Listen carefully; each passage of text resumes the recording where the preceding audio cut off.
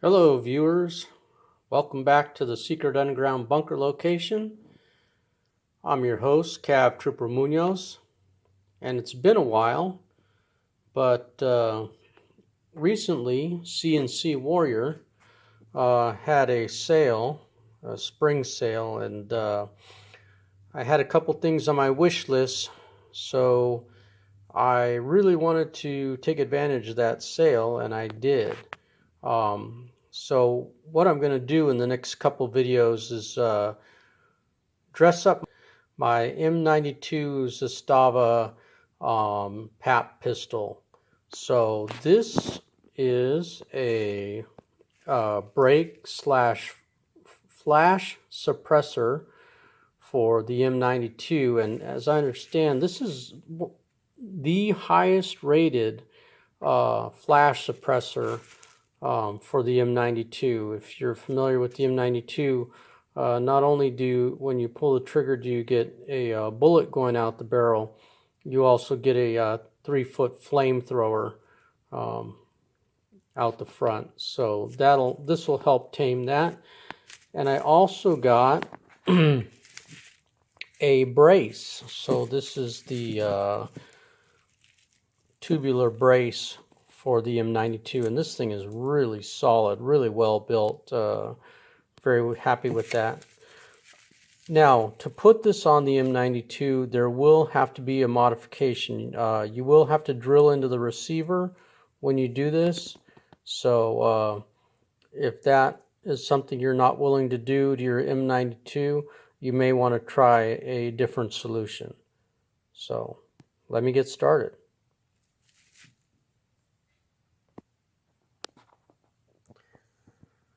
The M92 is easily accurate out to 50 and even 100 yards, but it's problematic when you're holding on to it.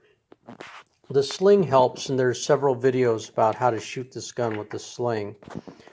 But I think the brace will definitely give me a third point of contact and make it easier for me to shoot this gun. So what I'll do is I'll take off the sling attachment, and we'll get that brace on here.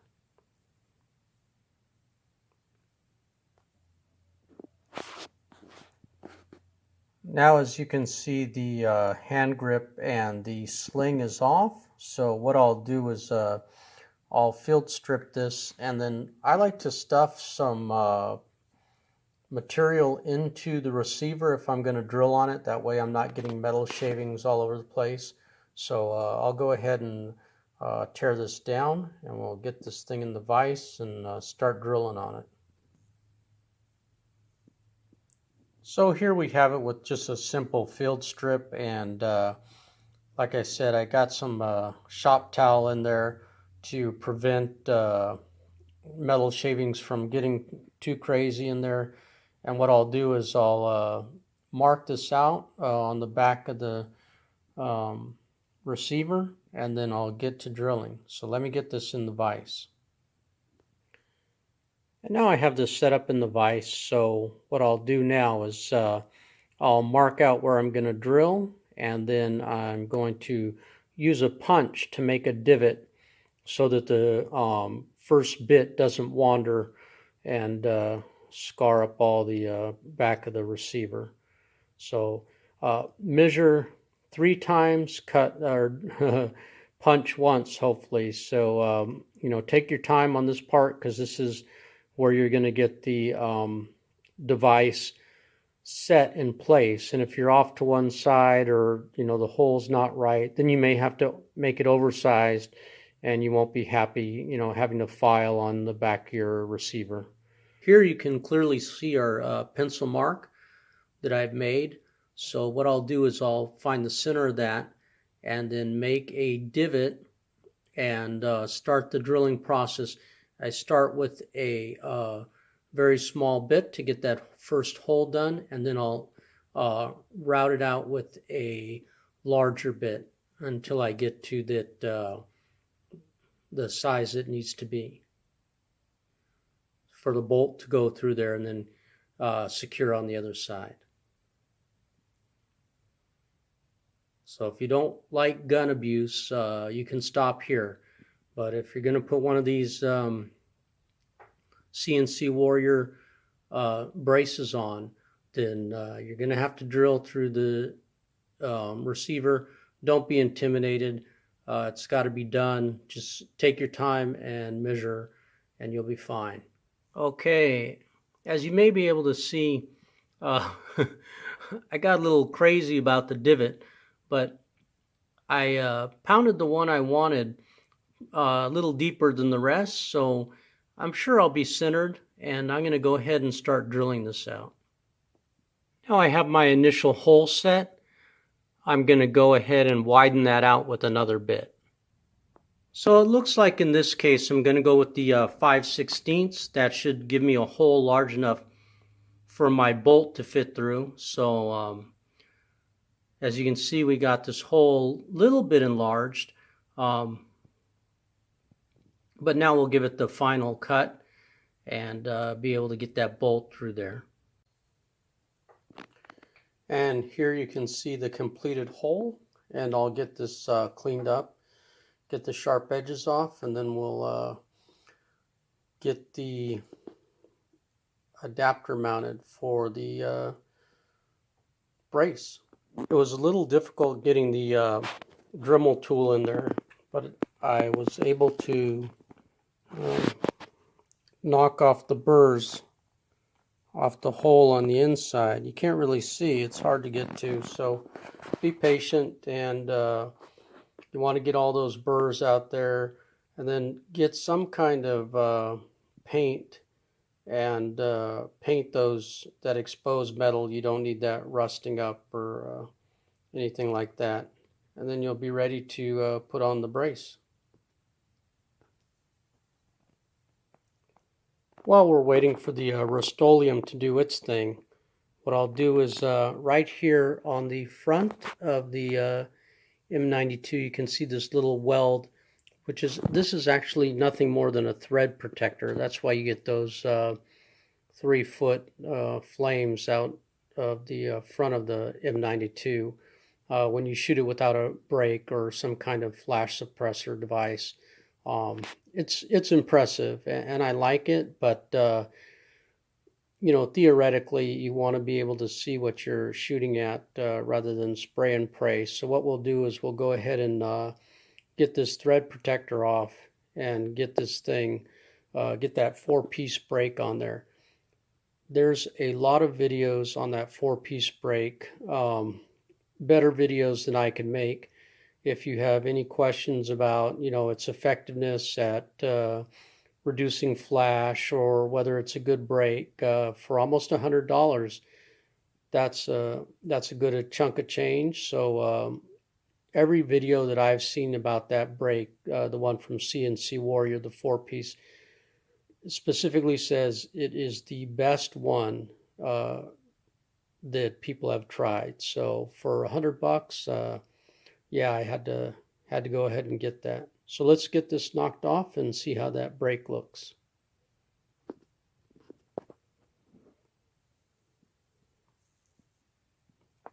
And remember, because this is Eastern European, lefty tighty, righty loosey, so it's back asswards.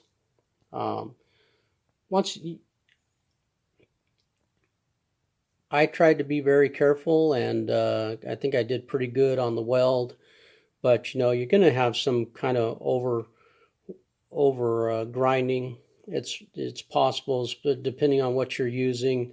I used a Dremel tool, cutting wheel to get this off, and I still got a little bit of, you know, scratch on the gun, but what can you do? But anyway, there's our thread protector. It's off. I'll clean up those threads, and here you can see the detent pin. It's important to note that when you get the CNC Warrior 4-piece brake, they do not include the detent pin, or at least mine did not. Yeah, I know. You have to order it separately. So you can do that, or maybe you have one sitting around from another AK, or you know, some other gun that you had that has some kind of pin. Really, the big deal is the spring that goes in there. You can even use a spring from a ballpoint pen. I've done that before, and then then just a piece of nail that I cut off.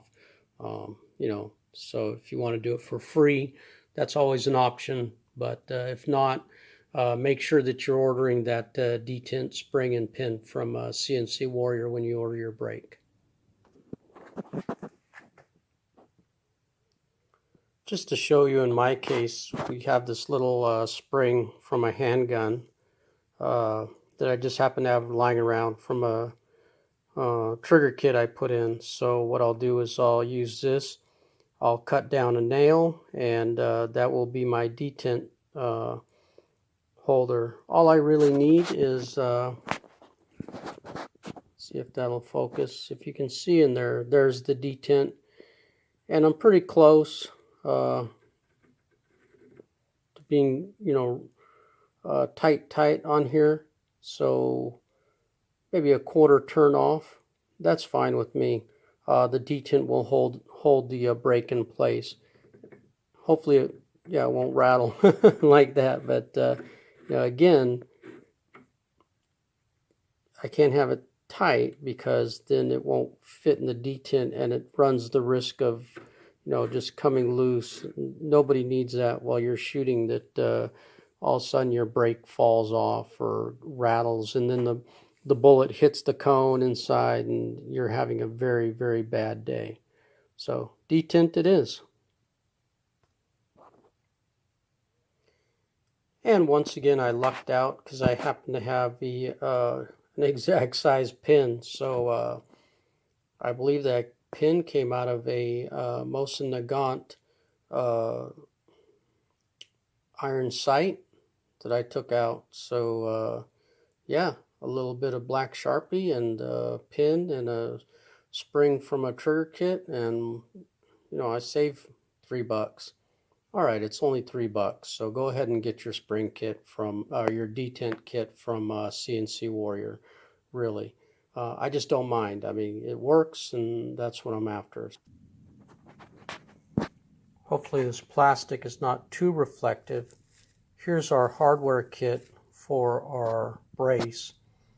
Now obviously I'll put the lock washer under the head of the excuse me, put the lock washer under the head of the bolt, and the bolt will go through the trunnion of the brace, and then on the other side will be this piece that's threaded, so it should have good lockup. I always use Loctite though. I don't need this coming undone. Some more adventurous people may weld it, but that's not me. Even a little spot weld, I'm not into that. I think some red Loctite will hold that just fine. So let's get that thing on now that the Rust-Oleum has done its job. Okay, pro tip: if you really need that trunnion straight, 100% straight, you're kind of anal retentive like me, use a screwdriver. A screwdriver will keep it straight while you're turning it once you get the bolt started. The other thing I really like is that this is a hex bolt that CNC Warrior gives you, so somebody with just a flat tip screwdriver or a Phillips tip won't be able to take your brace off readily, which as a little bit works as an anti-theft deterrent. So the other thing is, if you've misdrilled your hole, do not re-drill the hole. I would recommend using a file to redo the hole. It happens sometimes, it's crooked. Something happens.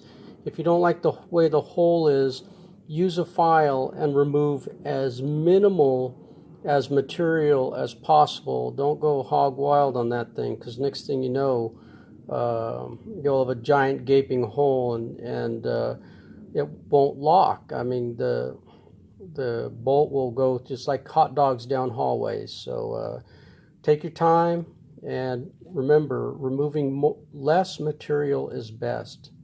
So this looks like it's in there. I've got the red Loctite on it. I'll put it all together and you'll see it.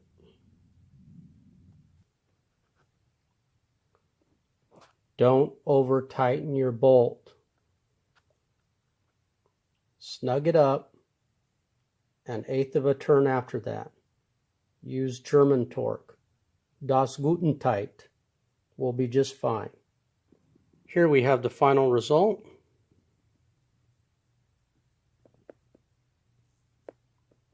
With the brace extended.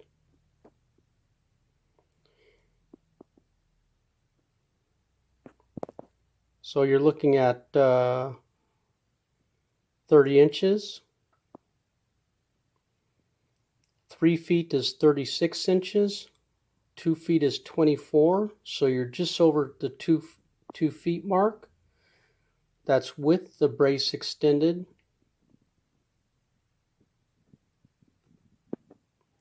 And the brake.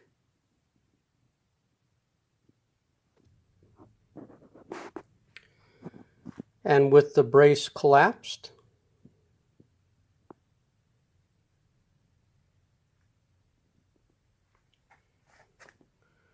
you're looking at just about 23 inches, between 22 and 23 inches. So plan accordingly. You'll need a space at least 24 inches to put this. Now let's look at how much added width this is going to give you.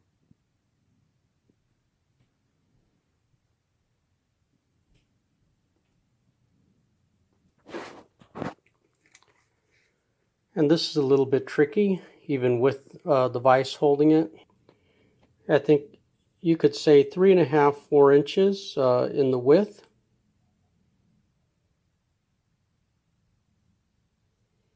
So I'll take this out to the range and see just how the brace does as far as improving my accuracy.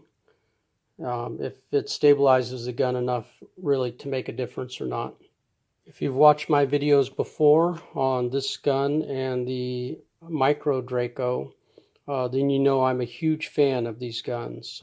It's a lot of protection in a small package and a lot of fun for plinking. The last thing I wanted to show you that I should have probably shown in the beginning is that